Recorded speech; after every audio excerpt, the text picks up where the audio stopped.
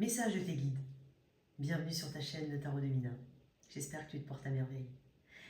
Tu as deux cartes devant toi. Alors on peut le faire de deux façons différentes. Sous ces deux cartes, il y a une pierre.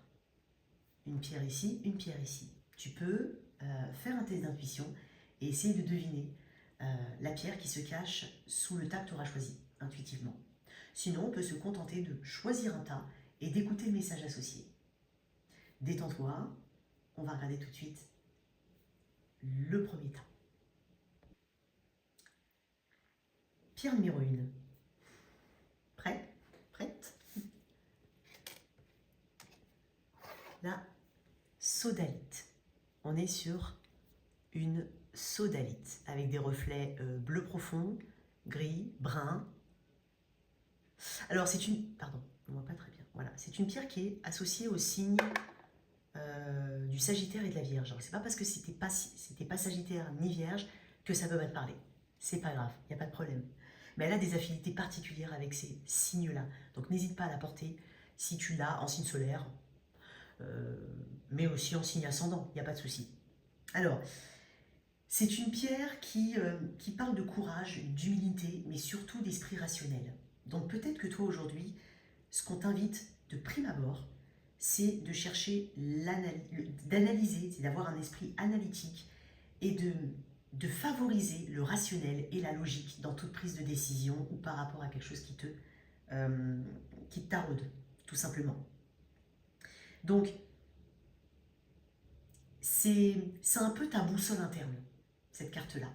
Donc, ça renforce les capacités intuitives du Sagittaire. Ça aide à l'organisation des pensées de la Vierge et à l'harmonie émotionnelle. Ok, ça apaise les pensées aussi. Donc, être au clair par rapport à quelque chose qui te touche particulièrement au niveau émotionnel. Alors, on va voir la carte. Alors, c'est dingue parce que de manière totalement... j'ai pas été mélanger les cartes. J'ai un tas, bien entendu, un tas de cartes. Et je les ai mélangées. Et c'est vrai que j'ai pris les deux premières. J'ai pas, voilà, de manière totalement intuitive. On va voir un petit peu ce qu'on a pour toi aujourd'hui. La liberté, discipline, choix et conscience. On est sur la carte numéro 31, on a le 3, on a le 1. Donc le 3, c'est l'extérieur, le 1, c'est le moi. Donc peut-être partir de l'extérieur au moi intérieur. C'est-à-dire de se privilégier et se favoriser dans ce qui te préoccupe actuellement, clairement. On est aussi sur le chiffre 4 qui parle de stabilité. Peut-être que certains ont peur que quelque chose change. Ont peur du changement. Ont peur éventuellement de s'engager dans quelque chose.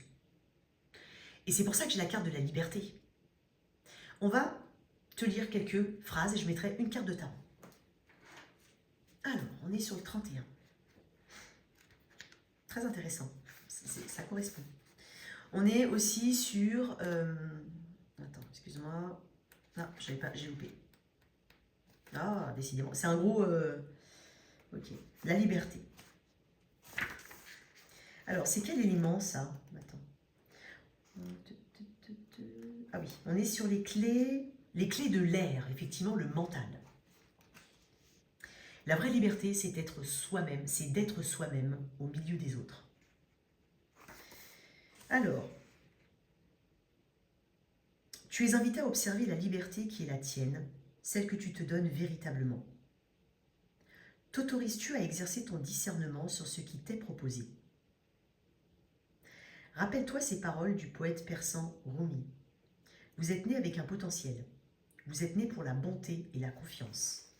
Vous êtes né avec des idéaux et des rêves. Vous n'êtes pas fait pour ramper, alors ne le faites pas. Vous avez des ailes, apprenez à les utiliser et envolez-vous. Donc tu es invité à... Et après on mettra une carte de tarot.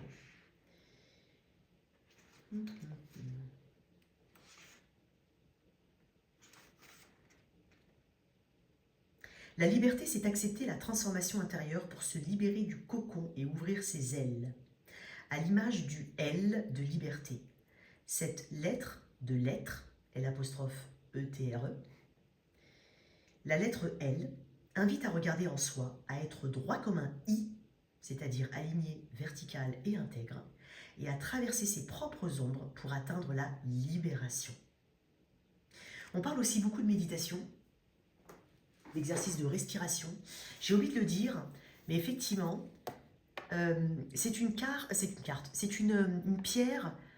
particulièrement attachée, hein, ou même qui peut aider, mais tout ce qui est chakra de la gorge, et puis les yeux, effectivement, le voir et la parole. À toi de voir comment ça peut te parler. Alors, qu'est-ce qu'on a en termes? On va mettre une carte de tarot. Oups, elle a sauté. Oh. La tempérance à l'envers. Énergie du Sagittaire. Pas de précipitation. Pour moi, en fait, on est en train de te dire qu'il y a quelque chose qui te désaxe ici. Hein, il y a peut-être des... tempérance à l'envers, c'est un peu la carte des excès. Donc ça peut être au niveau des émotions, ça peut être dans la façon dont tu traites, hein, ce qui te préoccupe, dans ta vie quotidienne. Là, on est en train de... C'est un petit peu la carte qui va parler d'émotions excessives, telles que la colère, telles que la jalousie ou autre. C'est un exemple, hein, c'est pour illustrer. Et là, en fait, on est en train de te dire que c'est pas toi. C'est pas comme ça. T'es pas ça, en fait. On est en train de te dire d'être dans l'autre sens, effectivement, de ne pas te précipiter encore une fois, de ne pas agir par impulsion, de penser à après aussi, d'essayer d'avoir une vision à un peu plus long terme. On est en train de te dire, identifie ce qui te bloque, ce qui t'empêche d'avancer, ce que tu crois qui te fait du bien de manière instantanée, éphémère, mais qui au final n'apporte rien sur le long terme. Pas d'immobilisme, parce que tempérance peut aussi représenter tout ce qui est circulation. Peut-être que certains ont des problèmes de circulation sanguine aussi, mais ça représente la mobilité. Donc pas d'immobilisme ici. Bouge, sors, pars à la découverte en fait. Mais j'ai l'impression que pour certains, il y a peut-être aussi un besoin de se retrouver soi, déjà, et de se dire, est-ce que sans cette situation, tu es pas finalement mieux? C'est possible pour certains, c'est un premier axe. Pour d'autres, c'est est-ce que justement cette situation te permet d'être toi-même? Est-ce que tu es vraiment juste dans ton jugement sur la situation? Ou est-ce qu'elle n'est pas non plus tirée trop d'un côté ou trop de l'autre? C'est possible. Peut-être pour certains dans un autre ordre d'idée, il y a un manque de flexibilité, une difficulté à s'adapter. C'est possible aussi. Parce que tempérance, c'est la voie du milieu. C'est aussi le pardon. Est-ce que tu es dans une forme de rancœur? Est-ce que tu as du mal à pardonner à quelqu'un, à quelque chose? Alors, je ne suis pas en train de dire que oui, il faut pardonner, machin, ok. On peut déjà se pardonner à soi-même de ne pas avoir agi de telle ou telle manière ou d'avoir agi de telle ou telle manière. C'est possible. Ça représente tout ce qui est excessif, tempérance à l'envers. Vise en tout cas la modération. La modération, ça va être la clé pour toi. Et n'oublie pas aussi qu'il y a une logique. Il y a forcément quelque chose, un chemin ou une façon de faire ou de penser qui est plus logique, plus rationnelle ici. Ne te perds pas en tout cas dans l'irrationnel, dans le déséquilibre. C'est comme si en fait pour certains, on fait des choses qu'on n'a pas envie de faire. Ça peut être ça aussi. Alors oui, on fait des fois des choses qu'on n'a pas envie de faire, mais je te parle d'un point de vue là où tu as une marge de manœuvre. Je ne parle pas de là où voilà, tu es au travail, on te demande de faire la compta le 15, t'aimes pas faire la compta de 15. Oui, mais tu es obligé de le faire. Je ne parle pas de ça. Tu vois? Mais c'est vraiment ce côté, est-ce que tu es vraiment aligné? Est-ce que tu es vraiment dans la bonne relation, dans la bonne situation?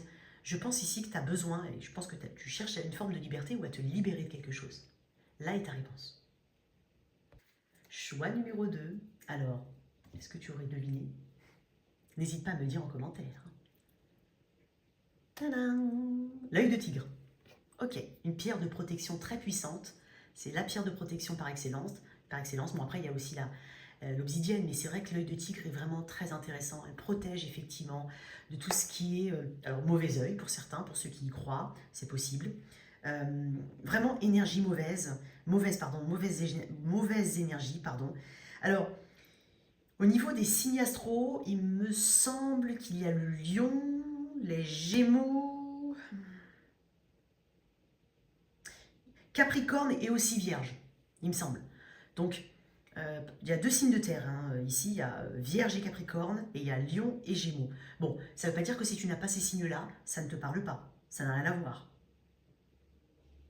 C'est un signe qui est profond, enfin c'est une pierre qui est profondément, liée à la terre, donc à la sécurité. Hein. C'est pour ça que c'est une pierre de protection. Et donc elle favorise effectivement l'ancrage, la sécurité, donc la concentration. Elle aide à surmonter ses peurs et ses angoisses, entre autres. Donc c'est tout bête, mais si tu es dans un milieu professionnel par exemple, où il y a énormément de compétition ou autre, n'hésite pas à en porter une. Hein, ça, c'est vrai que c'est une pierre qui éloigne les ondes négatives. Bon alors, bien entendu, n'hésite surtout pas à aller regarder sur Internet. Hein, tu googles sur Internet et on va te donner beaucoup plus d'informations. Là, c'est hyper succinct, hein, clairement. Donc, peut-être que certains ont des soucis au niveau articulaire, c'est possible. Ça peut être le cas. Ou alors une forme de fragilité. Hein, des blessures un peu répétitives, si tu es sportif ou pas, hein, mais des blessures peut-être voilà, au niveau des rhumatismes, des choses qui s'inflamment, quoi qu'il en soit. Okay, ça peut être aussi des poussées chroniques, urticaires, voilà, ce genre de choses. Et ça va aussi t'aider à éloigner les pensées négatives qui peuvent te hanter. Quelle carte est-ce qu'on a ici? L'intériorisation, silence, introspection, écoute intérieure. On est sur le 14. Donc on est déjà sur le 1, le soi, et le 4, la stabilité. Donc l'importance de l'ancrage ici, de la sécurité, comme je te l'ai dit tout à l'heure. Le 14, c'est aussi la carte de tempérance, Sagittaire. On en a parlé un petit peu dans le tas numéro 1. Le 4 et le 1, c'est aussi le 5. Donc le 5 est un chiffre de challenge, souvent complexe. C'est aussi un chiffre de dépassement de soi. Alors, on va te lire quelques mots. Alors, qu'est-ce qu'on a? 14, l'intériorisation. Oh, ben, je suis tombée pile dessus. Deux choses participent de la connaissance. Le silence tranquille et l'intériorité. Ok. Tu es invité à te donner, selon ton style de vie et les circonstances du moment, un réel temps d'intériorisation.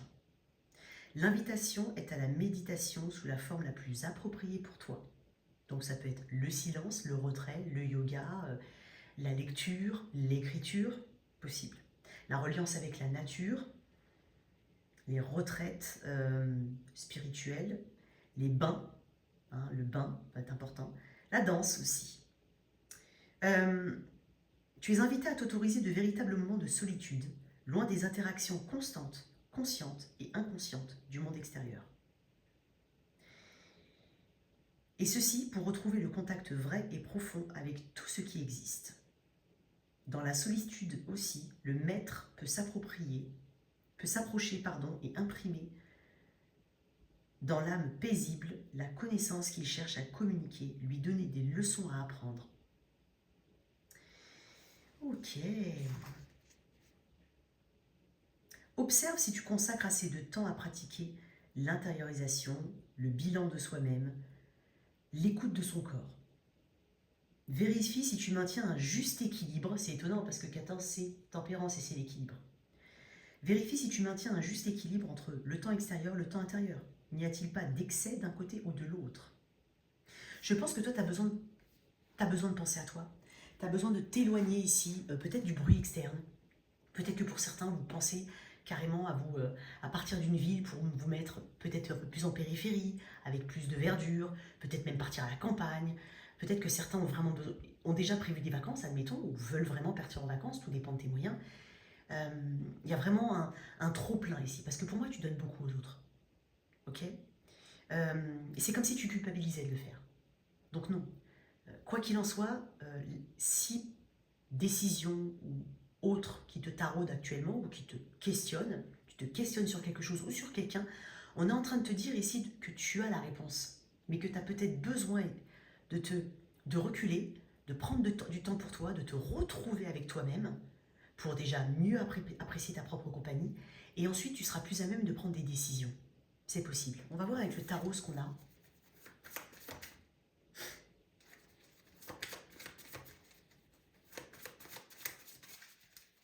Il y a un peu de sacrifice ici. Hein.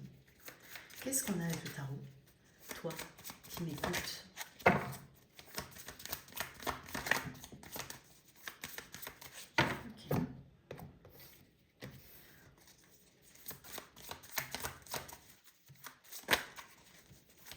C'est comme si tu ne t'écoutes pas. Tu pousses, tu tires un peu trop la corde ici. Ou on le fait avec toi. C'est possible qu'on le fasse avec toi. C'est quand même dingue, j'ai Tempérance à l'endroit. Et je savais qu'elle allait sortir. Non mais, après c'est pas grave, t'es pas obligé de me croire. Clairement, je me suis dit Tempérance va sortir. Et j'ai mélangé. Quand je vous dis que j'ai mélangé et j'ai remélangé. Et sur 78 cartes, il a fallu que ce soit celle-là qui tombe. Par contre, elle est à l'envers chez toi. Elle n'est pas à l'endroit comme le premier tas. Quand même incroyable. Je vais quand même te tirer une deuxième carte. Tu vois, on est en train de te dire, pour moi, entre les deux tas, si jamais, on est en train de te dire ici que justement, tu es sur le bon chemin. Tu es justement, alors peut-être que tu as des challenges ici, mais tu es en train de te pardonner. Tu as déjà pardonné quelque chose. J'ai pas l'impression que si tu as besoin de prendre une décision importante, j'ai l'impression que tu sais d'ores et déjà que tu vas te mettre en avant. Tout en essayant effectivement de garder une forme d'équilibre, mais de manière subtile. Parce qu'il faut que ce soit toi en premier. C'est un petit peu ce que je ressens, c'est étonnant. Je vais tirer une autre carte. Waouh!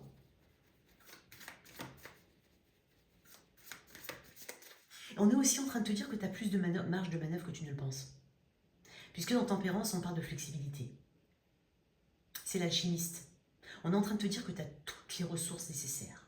Qu'elles sont déjà là et en toi. Mais ça, tu le sais. C'est bizarre parce que pour moi, tu le sais. J'ai le 14, j'ai le 14. Je vais tirer une autre carte. Waouh! C'est étonnant quand même. Pas exprès, hein? Le 2 d'épée. Ouais. Il y a beaucoup plus de lucidité ici.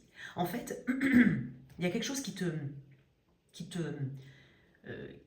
en boucle peut-être dans ta tête, ou tu te poses tout simplement des questions, voilà. Et on est en train de te dire que tu as déjà les réponses. Et c'est dingue parce que ça, c'est l'énergie de la balance. Ces 2 d'épée, c'est un petit peu je reste au milieu. Je préfère me bander les yeux, j'ignore certaines choses, je ne veux pas les voir maintenant. Sauf que là, tu as la capacité, tu sais que tu dois les affronter, ou tu sais que tu as ouvert les yeux sur quelque chose. Et tu sais que tu es en train de faire un choix. Tu es déjà en train de le faire pour moi. Et peut-être qu'il y en a, ils vont me dire non, non, non, je ne sais pas trop. Si, en fait, tu es déjà en train de le faire. Parce que si tu as été face à une situation identique, voire la même, je pense que tu portais absolument pas la même énergie avant. Et c'est bizarre parce que je sens un silence aussi de ton côté. Mais le silence, c'est-à-dire que c'est pas forcément quelque chose que tu vas verbaliser. Si tu dois dire quelque chose à quelqu'un, tu vas juste te retirer dans un premier temps, peut-être que tu parleras après. Ok ?